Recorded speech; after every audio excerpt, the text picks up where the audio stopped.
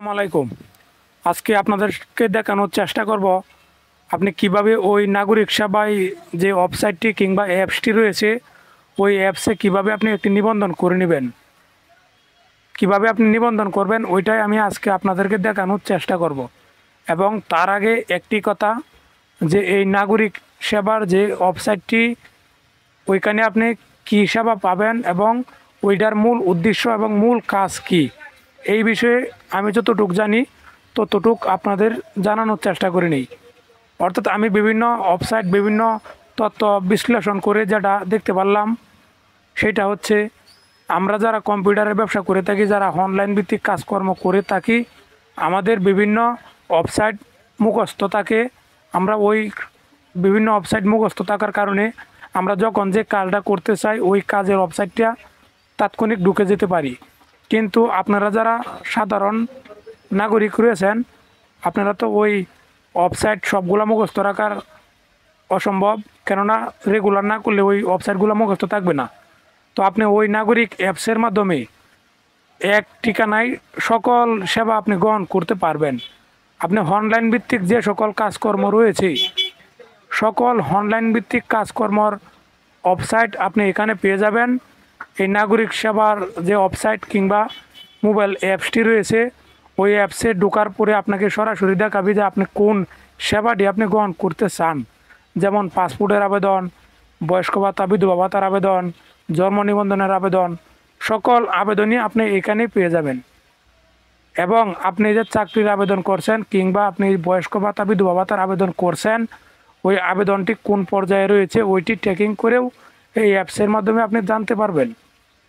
তো এই যে অ্যাপসটি অন্তর্বর্তীকালীন সরকার চালু করেছে, এই অ্যাপসটি সকলের জন্য অতি গুরুত্বপূর্ণ। আপনার অতি সাধারণ নাগরিক থেকে উচ্চ লেভেলের বসবাস যারা রয়েছে সকলের জন্য এই অ্যাপসটি খুবই গুরুত্বপূর্ণ। আপনি এখনই এই অ্যাপসে নিবন্ধন করে নেন এবং ঘরে বসে সকল সেবা গ্রহণ করেন। আমাদের বিভিন্ন সময় বিভিন্ন কাজকর্ম করার জন্য কম্পিউটারের দোকানে যেতে হয় কিংবা অন্যজনের শরণাপন্ন হতে হয়। তো আপনি এই অ্যাপস যদি একটি নিবন্ধন করে নেন তাহলে আপনি আর কোথাও যেতে হবে না। আপনি নিজে ঘরে বসেই ওই আপনার যে টুকটাক কাজগুলো রয়েছে ওইগুলো করে নিতে পারবেন। এবং কোন কাজটা করার জন্য কী কাগজপত্র প্রয়োজন সকল কিছুই আপনি এখান থেকে জানতে পারবেন। আপনার এনআইডি কার্ড করার জন্য কী কাগজপত্র প্রয়োজন, আপনার বাচ্চার জন্য কিংবা আপনার জন্য একটি জন্ম নিবন্ধন করতে চাইলে আপনার কী কাগজপত্র প্রয়োজন, ওই সকল তথ্যই আপনি এখান থেকে জানতে পারবেন। তো চলেন এখন আপনাদেরকে দেখিয়ে নেই যে আপনি ওই অ্যাপসটিতে কিংবা ওয়েবসাইটে গিয়ে সরাসরি কিভাবে আপনি নিবন্ধনটি করে নিতে পারবেন। আমি আমার কম্পিউটার দিয়ে দেখাবো। ওই মোবাইল এবং কম্পিউটারের একই নিয়ম, আপনি মোবাইল থেকেও করে নিতে পারবেন, কম্পিউটার অথবা ল্যাপটপ থেকেও করে নিতে পারবেন। তবে যেহেতু কম্পিউটার ল্যাপটপ অ্যাভেলেবেল নয়, সকলের কাছে নেই, তো আপনি হাতের মোবাইলটি দিয়ে নিবন্ধনটি করে নেবেন, নিয়ম একই। তো আপনি যদি ওই নিবন্ধনটি কিভাবে করবেন এখন আপনাদেরকে আমি ওইটা দেখাই দিতেছি। তো আপনি যদি ওই ওয়েবসাইটের মাধ্যমে করেন তাহলে আপনার মোবাইল দিয়ে অথবা কম্পিউটার দিয়ে যে ক্রোম ব্রাউজার রয়েছে ওই ক্রোম ব্রাউজারে যাবেন, ওইখানে নাগরিক সেবা লিখে চার্জ করে নেবেন। যে নাগরিক সেবাটা আপনি ক্রোম ব্রাউজারের চার্জ অপশনে লেখার পরে প্রথমে যে ওয়েবসাইটটি আসবে ওই প্রথম ওয়েবসাইটটির মধ্যে আপনারা ক্লিক করবেন। আমি এখন প্রথম ওয়েবসাইটটিতে ক্লিক করার পরে অরিজিনাল যে ওয়েবসাইট রয়েছে ওই ওয়েবসাইটে আমাকে নিয়ে এসেছে। এখান থেকে আমি নিবন্ধনটি করার জন্য সরাসরি এখানেও আমার দেখাইতেছি নিবন্ধন কীভাবে করার জন্য, এবং উপরেও আপনি একদম কর্নারে দেখবেন নিবন্ধন লেখা রয়েছে। তো নিবন্ধন ক্লিক করার পরে আপনার সামনে যে ফর্মটি আসবে এই ফর্মটি সুন্দর করে পূরণ করে দিবেন। নাম, জাতীয় পরিচয়পত্র, মোবাইল নাম্বার এইগুলা দেওয়া আপনার সামনে যে ফর্মটি আসবে ওই ফর্মটি সুন্দর করে পূরণ করবেন। তো আমি এখন আমার যে এনআইডি কার্ড রয়েছে ওই এনআইডি কার্ড অনুযায়ী আমার ফর্মটা আমি পূরণ করে নিতেছি। প্রথমে আমি আমার নামটা লিখব ইংলিশে, তারপর মোবাইল নাম্বার, এবং এইখানে আমি লিঙ্গটা দিয়ে দিব পুরুষ, তারপর এইখান থেকে আমার ঠিকানাটা দিয়ে দিব, আমি কোন জায়গায় বসবাস করতেছি, নেত্রকোনা জেলার পূর্বজেলা উপজেলা। তারপর ইউনিয়ন দিব, আমার বসবাস যে ইউনিয়নে বসবাস করতেছি বিশকাকুনি ইউনিয়ন, এবং ওই বিশকাকুনি ইউনিয়নের কয় নাম্বার ওয়ার্ডে আমি বসবাস করি ওই ওয়ার্ড নাম্বারটা ওইখানে দিব।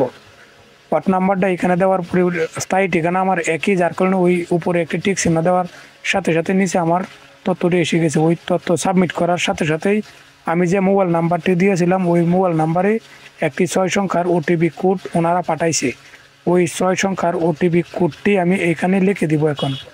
আমি এখন আমার ওটিপি কোডটি এখানে লিখতেছি। আমার ওটিপি কোডটি এখানে লেখার পরে আমি নিচে যাচাই করুন এবং লগ ইন করুন এইখানে ক্লিক করে দিলাম।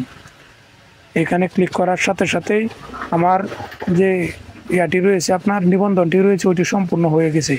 এখন আমাকে যে কাজটি করতে হবে ওইটি হচ্ছে আমি এখন লগ ইন করে নিব। অর্থাৎ আমি যে ইনফরমেশনগুলো দিয়ে লগ ইন করেছিলাম, রেজিস্ট্রেশন করার সাথে সাথে আমাদের ফোনে একটি মেসেজ চলে এসেছে। ওই মেসেজে আপনার নিবন্ধন নম্বরটি যে রয়েছে ওই নিবন্ধন নম্বরটি আপনাকে ইউজার আইডির মাধ্যমে দিয়ে দিবে। তো আমি ওই আমার যে লগ ইন করার জন্য আমার এনআইডি কার্ডের নম্বর এবং নিবন্ধন নম্বর যেটা মেসেজের মাধ্যমে পেয়েছি এবং মোবাইল নাম্বারটা আমি এখানে লিখে দিব। এই সকল কিছু আমি সুন্দরভাবে লিখে দেওয়ার পরে আবার আমাকে একটু ওটিপি পাঠাবে। আমি আবার ওটিপি পাঠানে ক্লিক করব।